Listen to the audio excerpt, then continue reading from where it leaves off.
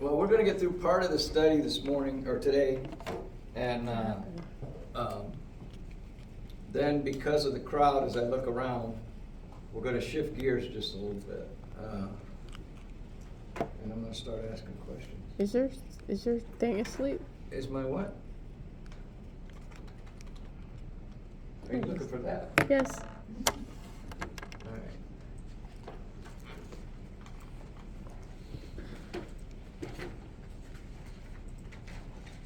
Okay, finally, we begin to make a transition. We're hitting a transition this week, and we enter a period of Yah's people rejecting him as leader and asking for a king.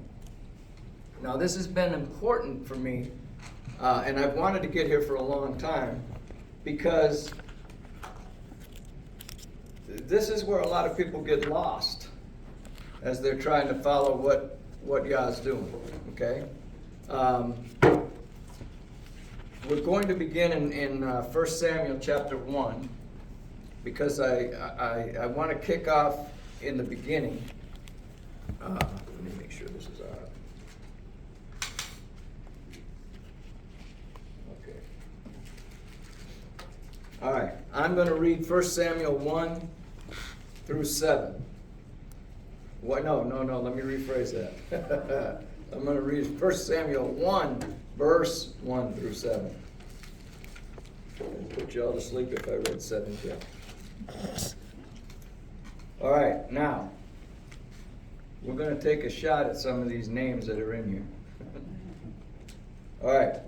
Now there was a certain man of Ramathaim Zophim of the mountains of Ephraim, and his name was Elkanah, the son of Jeroham, the son of Elihu, the son of Tohu, the son of Zuph, an Ephraimite. And he had 2 wives. The name of one was Hannah, and the name of the other was Peninnah. Peninnah had children, but Hannah had no children. This man went up from his city yearly to worship and sacrifice to Yah of hosts in Shiloh. Also, the 2 sons of Eli, Hophni and Phinehas, the priests of Yah, were there. And whenever the time came for Elkanah to make an offering, he would give portions to Peninnah, his wife, and to all her sons and daughters. But to Hannah, he would give a double portion, for he loved Hannah, although Yah had closed her womb. And her rival also provoked her severely to make her miserable, because Yah had closed her womb.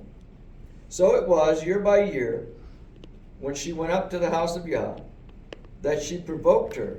Therefore she wept and did not eat. And Elkanah, her husband, said to her, Hannah, why do you weep? Why do you not eat? And why is your heart grieved? Am I not better to you than 10 sons? So Hannah arose after they had finished eating and drinking in Shiloh. And Eli the priest was sitting on the seat by the doorpost of the tabernacle of Yah. And she was in bitterness of soul, and prayed to Yah, wept in anguish. Then made, let's see, I said I was going to go to 7, right? Mm-hmm. Yeah, and I went past 7. So go back up here to, so it was year by year she went up to the house of Yah, and she provoked her there. Okay. I want to point out first that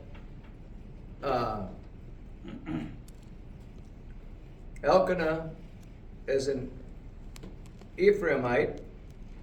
You can't see it on this, but there's the division of Ephraim, okay, in the mountains there.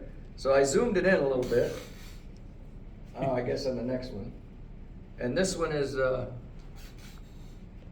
showing Shiloh, and then I zoomed that in. Okay, so here you go. Shiloh is right there, and this is talking about the ark, and you can see the traveling of the the battle that comes up later in the book, okay? Or was previous, but the Israelites, the Philistines, and the traveling of the ark, okay? I just wanted you to get a geographical position of this, okay? That's where he's coming from, all right? And that's where he's going. He's going down here, or the family's going down here to worship. He had the 2 wives, and I'm pointing out, Hannah had no children. That's what I want to point out from this again. This is a pattern, okay? Let's see. Hannah had no children. Verse 4, whenever the time came for Elkanah to make an offering. Okay, here's another one of those. I heard it from another teacher this past week or the week before. I'm going to start thinking about it like this. This is a hyperlink. Everybody know what a hyperlink is? If you have a document, okay? If I give you a document and you see something blue that's underlined and you click on it, it's a hyperlink. It'll take you somewhere else. This hyperlink should trigger something. A time that came to make an offering. We know what those times are, do we not? Okay? All right. And then verse 5 says, but to Hannah he would give a double portion, for he loved Hannah. Okay? Something, I don't know how often you've heard it in this group here, but how many of you know love is a choice? Scriptural love is a choice. It's not an emotion, okay? It's a decision.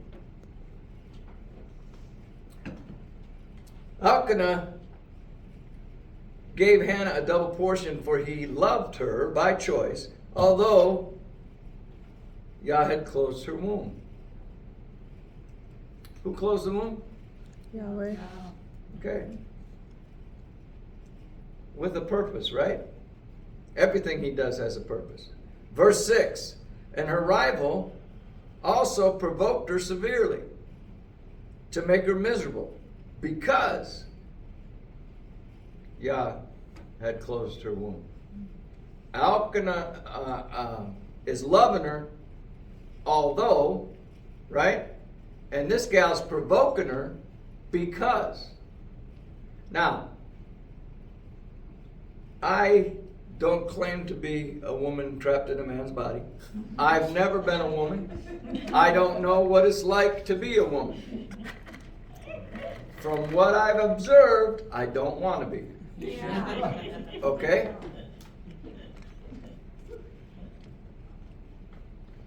Back in these days, it was important for the women to be able to have children. And I imagine, because I've never been there, I imagine it could be quite depressing at times. I imagine it was for Sarah, and all the way up through to Hannah and even Elizabeth, right? Yeah. But she's got somebody provoking her. On top of all of that. So it was year by year when she went up, she provoked her, and therefore Hannah wept and she didn't eat. All right, now I'll read 8 through 18. Then Elkanah, her husband, said to her, Hannah, why do you weep? Why do you not eat? And why is your heart grieved? Am I not better than 10 sons? And Hannah arose after that, after she had finished eating and drinking in Shiloh. Now Eli, the priest, was sitting at the seat of the doorpost of the tabernacle of Yah. And she was in bitterness of soul and prayed to Yah and wept in anguish.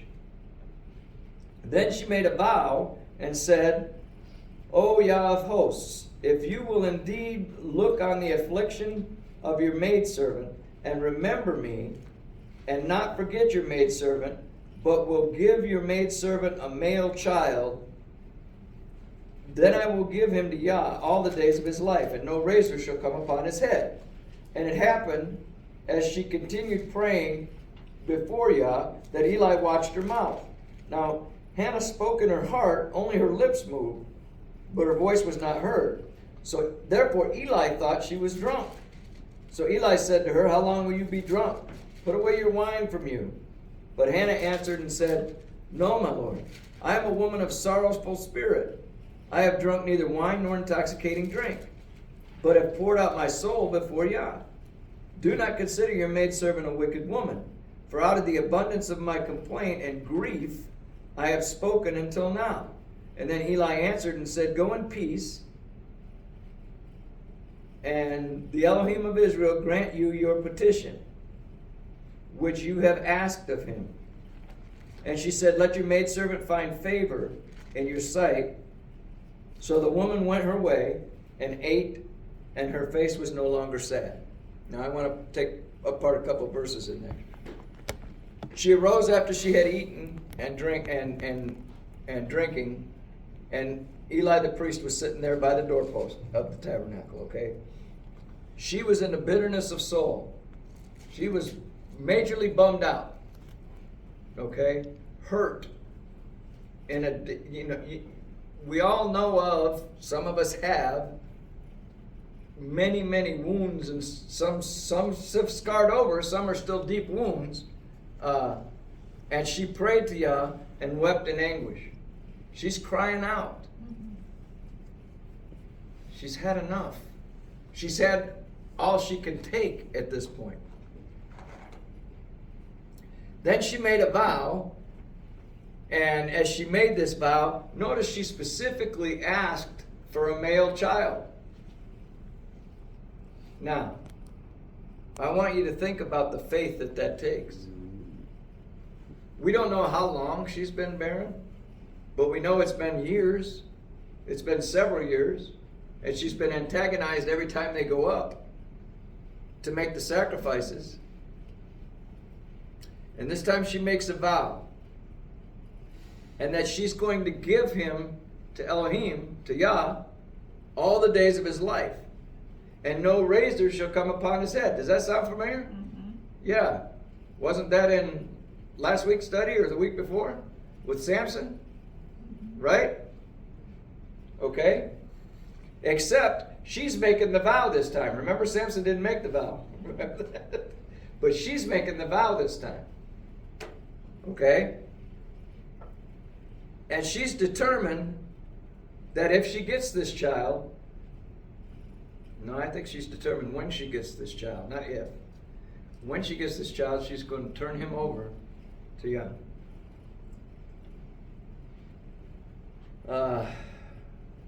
That was quick. And it happened, as she continued praying, Eli watched her mouth. Now he's seeing things, observing from the outside. She's obviously not weeping at this point. Now Hannah spoke in her heart, but her lips moved, and her voice was not heard. And he thinks she's drunk because of the way that she's doing that. And he's missing, he doesn't see the anguish that's inside of her, that she's crying out. Yah sees it, he hears it. But Hannah answered and said, No, I am a woman of sorrowful spirit, and I've poured out my soul before Yah. And don't consider your maidservant a wicked woman, for out of the abundance of my complaint and my grief I've spoken until now. I think he understands now. I think it clicks. She's in pain. Then Eli said, Go in peace, and may the Elohim of Israel grant your petition which you have asked him. And she says, Let your maidservant find favor in your sight. So the woman went her way, and her face was sad no longer. She got that out. She was able to pray and reach out. Okay? All right.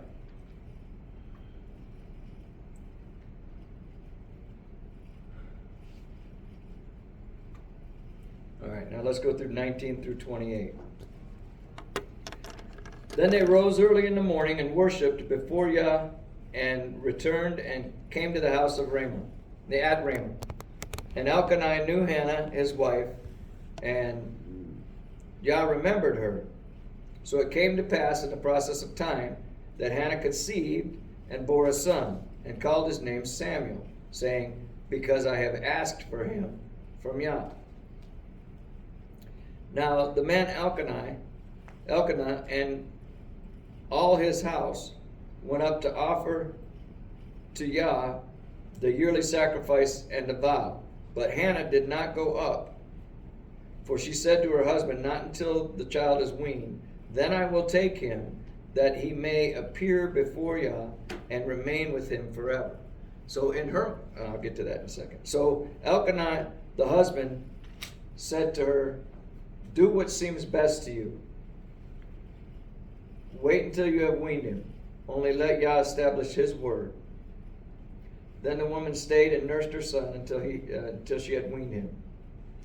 Now when she had weaned him, she took up with her 3 bulls, 1 ephah of flour, and a skin of wine, and brought him to the house of Yah in Shiloh. And the child was young. Then they slaughtered a bull, and they brought the child to Eli. And she said, O my Lord, as my soul lives, my Lord, I am the woman who stood by you here, praying to Yah. For this child I prayed, and Yah has granted me my petition, which I have asked him. Therefore, I have also lent him to Yah. As long as he lives, he shall be lent to Yah. So they worship Yah there.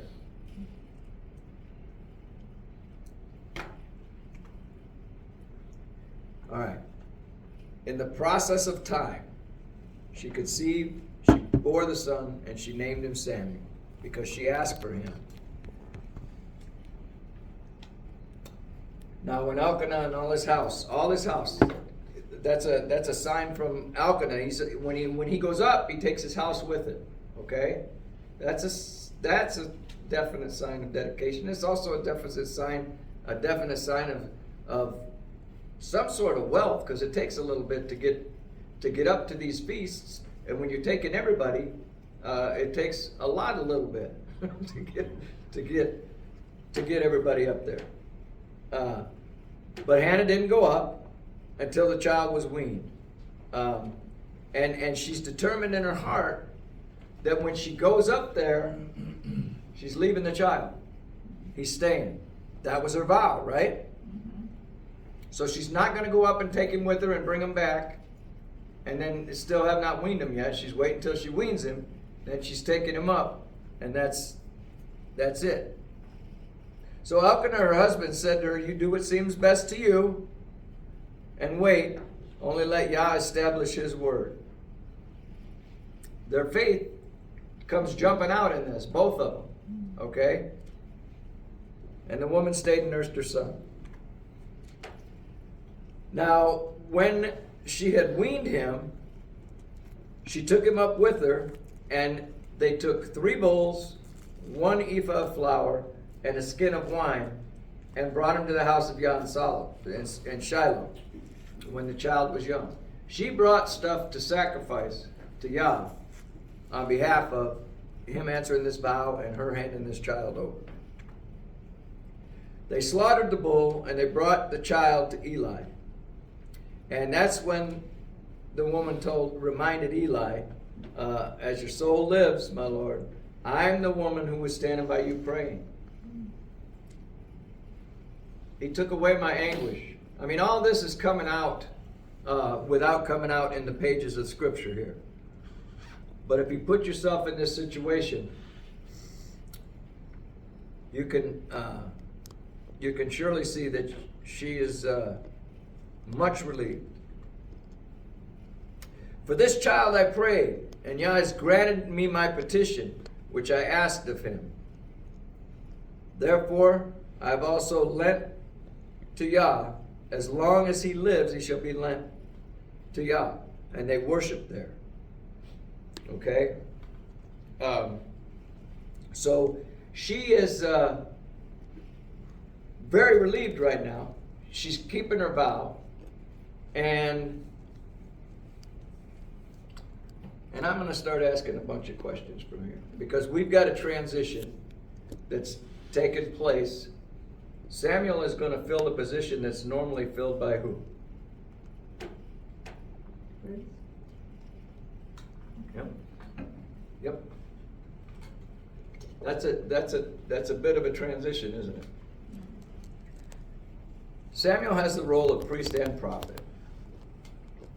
Not at this age. In fact, as I want you to keep reading through 1 Samuel as we go through this, because as he's young, he begins to hear Yah and doesn't realize that that's him until Eli finally, it dawns on Eli, hey, Yah's talking to you, kind of thing. Yah brought forth a male child and gave him life from a place that there was no life. Does that sound familiar? He has brought about life from a place where there wasn't any life. Did that first with Adam, right? Okay.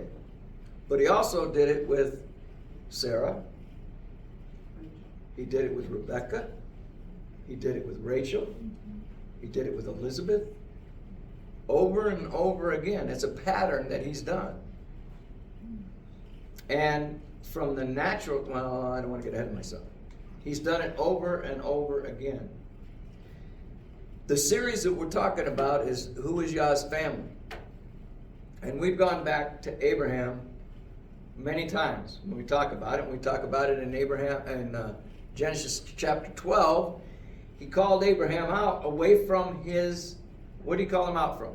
I'm going to start asking questions. Family?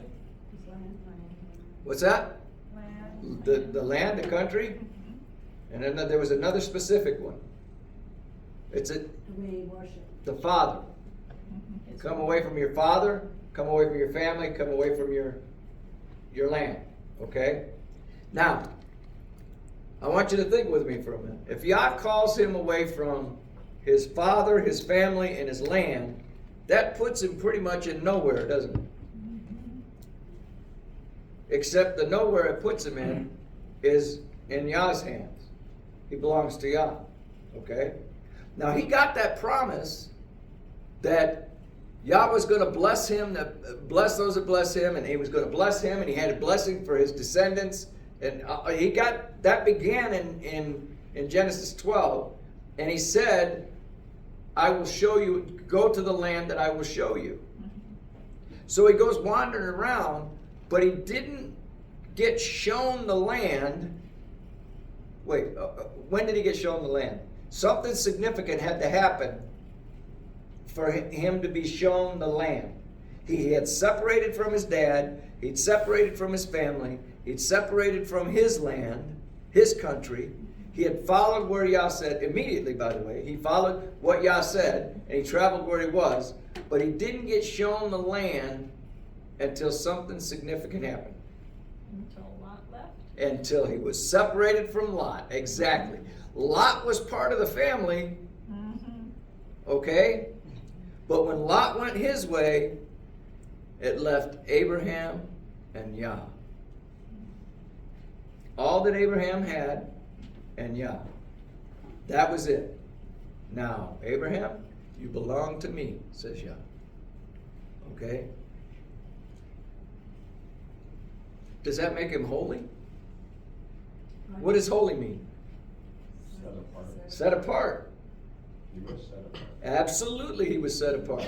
We find all through Scripture. Abraham, Isaac, and Jacob. Why do we got three witnesses? Abraham, Isaac, and Jacob, patriots. Patriarchs. Abraham, Isaac, and Jacob. Right? So, Abraham is called apart by himself. He's set apart. It's him. God's made the promises, and he's going to work through him. There's a problem, though. It's difficult to have descendants when your wife is barren. And then he told them, I'm going to give you, there's going to be a son come from your own body, right? Okay. What happened then? Who helped out then? That's what the Jews. What's that? His wife asked him to be with the maid. That's right. That's right. And we have proven thousands of years later that us helping Yah is just as effective today as it was back then. It doesn't work. Okay? Interestingly enough, It fulfilled his plan. what's that? It fulfilled his plan. That's a great point, John, because part of the way that I was going with this, I needed a different audience in here for some of the information I was going to say. But God's plan is God's plan. It's the same plan. He hasn't changed it. All this stuff has happened. But look at what he showed. Look at what he showed us, and he showed Abraham and Sarah at the time that he went through this. Ishmael was born. Ishmael was 13 years old. Abram's name was changed to Abraham after Ishmael was already born, right? And then there was another covenant that was made that was a covenant of circumcision, right? A covenant of, I want you to think outside of the box here on this. It was a covenant of the cutting away of the flesh. The flesh had just produced a child, but it wasn't the one that Yah was promising. The flesh is cut away, and now the barren womb has a child. Promised child, son. This was told before conception.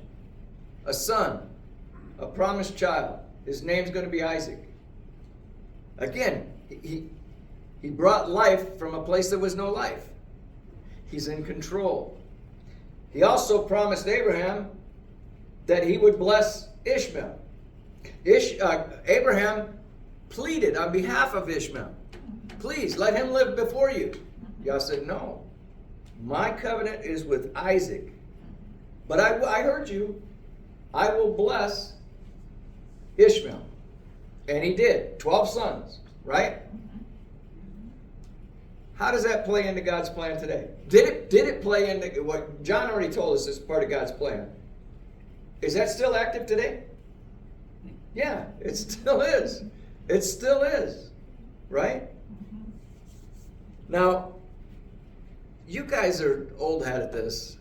Sometimes teaching you guys is difficult because you know this. But really what I'd like to do is prep you guys, because I know in my heart of hearts people are going to start asking questions. And I want to have the answers. And they have some preconceptions that are not right. But once they're explained to them, there are those that are going to be able to see and hear. They'll understand. And once you see it, you can't unsee it. Every one of us in this room has gone through that experience. We came up, we were reading and we're saying, we're supposed to honor the Sabbath. Where did that come from? You didn't wake up thinking, hey, maybe I should find out. But you were reading the Word, right? Yeah. Was it? Yeah. And then all of a sudden, you understood it. Over time. Well, that's what I'm saying. But it's not a light. It's not a light switch kind of thing. It wasn't a light switch kind of thing for any one of us. It's not going to be for anybody that's coming behind us either. So, well, when he promised to Abraham that his seed would inherit the land. Mm-hmm. But Jacob was his seed and he didn't inherit the land. Isaac didn't inherit it. They only got to live in it. Right? And when you really look at his picture, he received the promise, but he never got possessed one part of the land, and neither did Jacob or Isaac. And the writer of Hebrews tells us that. Or any of the 12 tribes, of the 12 sons. I'll put it Right. that way. Right. And where are they today? They never possessed the land because so that promise is still waiting for his children, which there's his plan, to put those children back in the land, to possess it. Who's going to do that? The children of Israel. those that. are Who's gonna taken- put him there? Who's gonna lead him into that land? Well, it's gonna be Yeshua. The same one that led him into the land the first time, right? The one that delivers. Yes. Okay? He's gonna do it. Well, there's, a lot of people really think, that, when you look at Israel today, they look at Israel as Israel, and it's not a people, it's a state that was given to them by a bunch of people that figured if they put them there, maybe the rest of the country would wipe them out or something. Do you understand what he said? Did you hear what he said? This is a good question. This is a good question. This question here is Israel as it sits right now what Yah had in mind? No. Yes. Yes.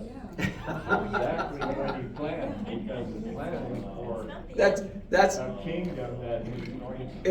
it's okay, now, because that's part of his plan, right? Okay? Is it, man, this is tougher than you think it is. It's difficult to, what's that? It's like we talked last week, it's not a conflict, it's only a conflict because we make it one. Right, A conflict, what you're talking about. Right. Is this his plan or is it not? We make it the conflict because we don't really understand his plan. He even says we don't have his mind, right, We don't think like he does. right. So, what was the purpose of the people that decided they didn't they wanted a king, a man for a king? Right. And that's where we're going. You stay about one step, you're one or two steps ahead of me as we're going through this. And that's kind of cool. I mean, I'm digging that because he's able to know where I'm headed. In fact, I think you told me last week when I started out, you said, I know exactly where he's going with this, And that's good, Well, but I'm still learning stuff too. Exactly. That's the whole thing. As a disciple, I'm never going to stop learning in this body. I'm never going to stop learning. Once he brings me into my glorified body, then I'm going to have an understanding of a lot more than I have right now. But if I stop learning, that's bad on me. Can I ask you a question? Yeah. Now, how many of the matriarchs, the ladies, were barren, and what is the picture it's painting there? Well, the picture that he's painting is that life is his choice. Right. Okay? That is one of the Yeah. pictures. Okay? Life is his choice.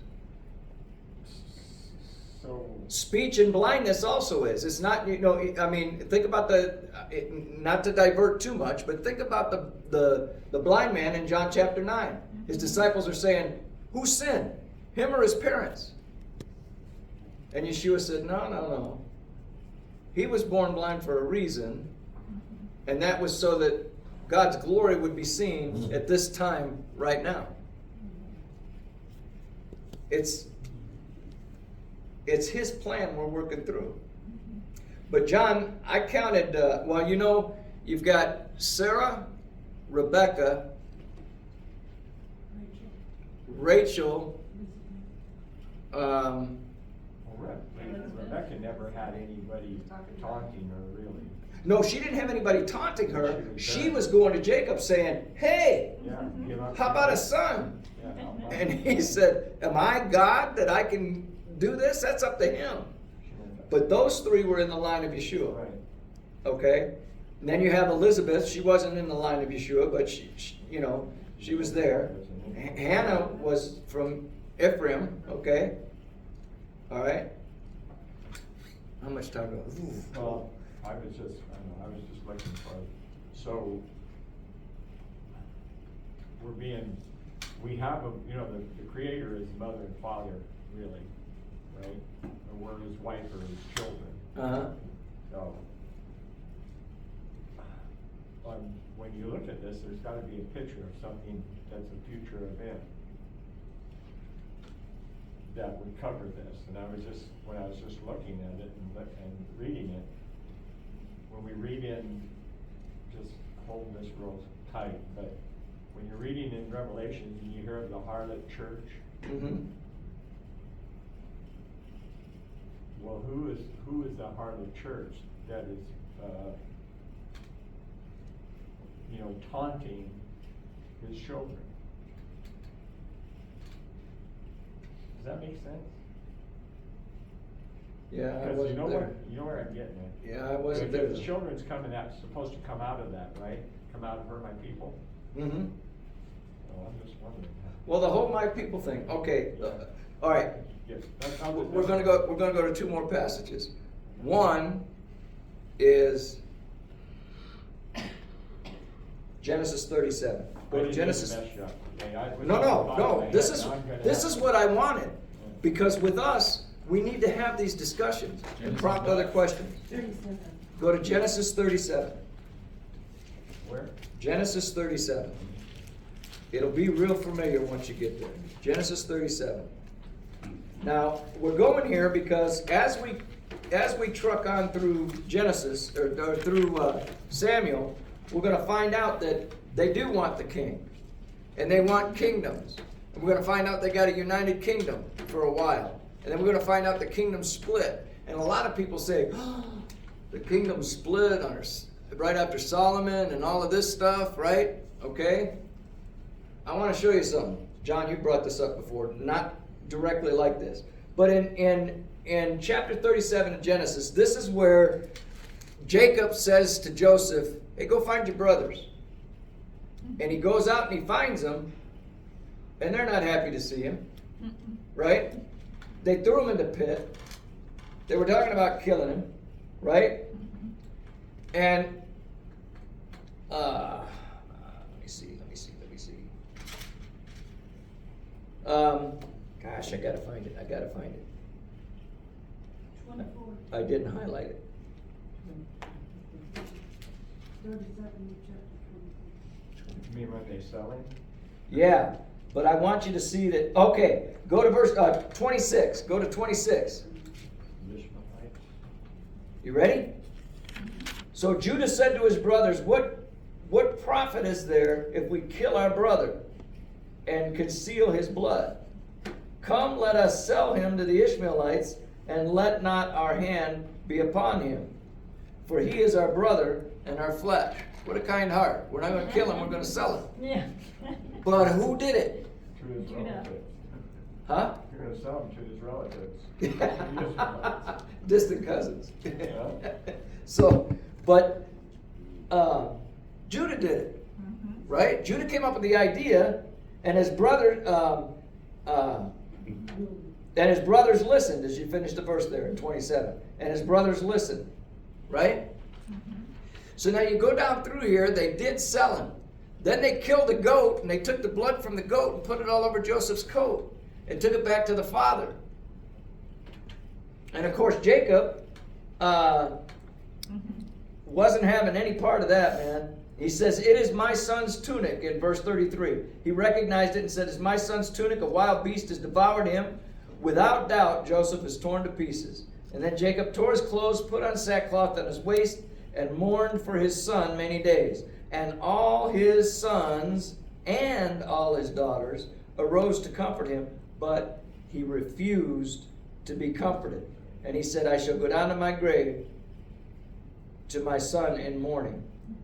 Thus the father wept for him. Okay? I just brought that up front because I want you to now jump over to chapter 38 and read verse 1. I'm going to read a couple verses here. It came to pass at that time that Judah departed from his brothers. He separated himself. Judah separated himself.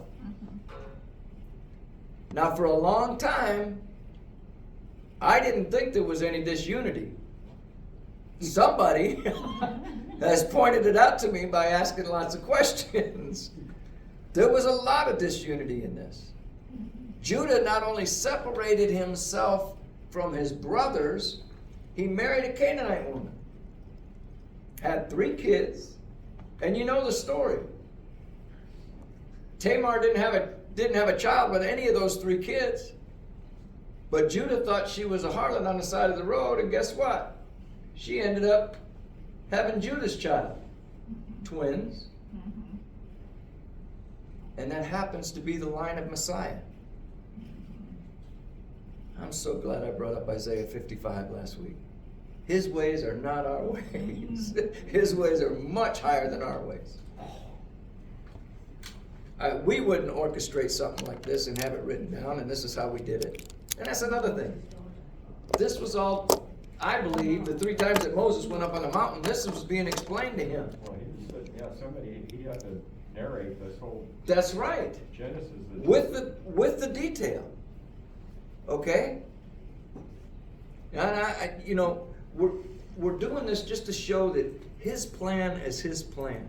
And you can't, well, I guess you could if you're just stubborn. You have to understand this is orchestrated. I started to touch on it last week. You've got kind of 2 camps. Some people think, do both camps think that God has a plan? Some people think he hangs loose and reacts to what the people are doing. And other people think, and I happen to be in this group, this stubborn group. He knows what we're He's doing. orchestrating it. He is orchestrating what's taking place. And we brought it up several times from Romans 9. Some of these vessels he makes are noble, and some of them are ignoble. He makes them both. He gives us the ability to speak. He gives us the ability to hear. The whole 9 yards. The last passage, I want you to go to John chapter 5. John chapter 5. Now I'm going to stretch your...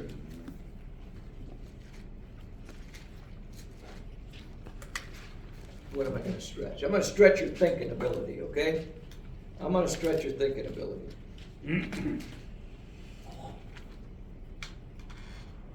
I want you to look at verse 24. Now listen. I'm going to give you a warning first. I'm taking 2 verses out of this whole passage. It's up to you to go back and look at John 5 and look at the context, okay? I'm just pointing something out to you. We've often talked about the natural versus the spiritual. The natural versus the spiritual. We have a spirit in it. He's given us a spirit, okay? We know, we call that spiritual life, okay? I want you to look at verse 24. This is Yeshua speaking. Most assuredly I say to you, he who hears my word and believes in him who sent me has everlasting life and shall not come into judgment, but has passed from death into life. Now look, verse 25. Most assuredly I say to you, the hour is coming and has now come when the dead will hear my voice, hear the voice of the Son of Elohim, and those who hear it will live. Okay, we've talked about that before. We have been given the ability to hear that voice. Now here it sounds like he's talking about the dead coming out of the grave. Can very well be. But remember the disciple that came to him and said, before I go, let me go bury my father. And Yeshua's answer was, let the dead bury their dead. Well, wait a minute. How did dead people bury anybody? He couldn't have meant physically dead, right? I don't think the disciples' dad was physically dead. I don't think his father was dead at that time. I think he was still alive physically. But Yeshua said, let the dead bury their dead. Paul says, we were dead in our transgression, but he made us alive. Right? He put life where there was death. Make sense? Just like he did with the barren wombs. Okay? He gave life where there once was death. There wasn't life. He gave it there. He still calls us. He still uses us. All right, now I've gone over. I'm gonna get better at this asking questions.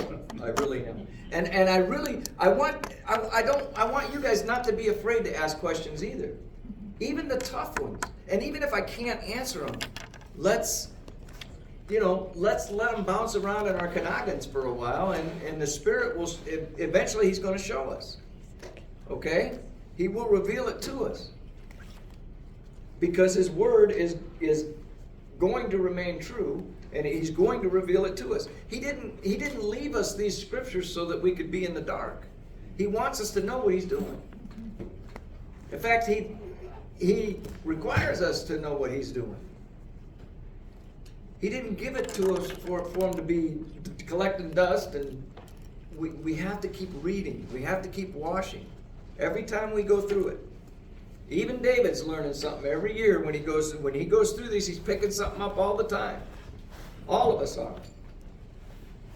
Some of us faster than others. Anyway, does anybody have any questions or comments before I close out today? Carmen, I see a pencil flipping back there. Oh, You got a question? I have many questions. You want to be specific? You could, if you have a question, fire it away. I think that he was talking about the death and the grave, because if you read chapter 29 in John 5, it says that there shall come time when you will be resurrected. I think he was talking about, yes, in this particular, the context is, he was talking about the dead bodies.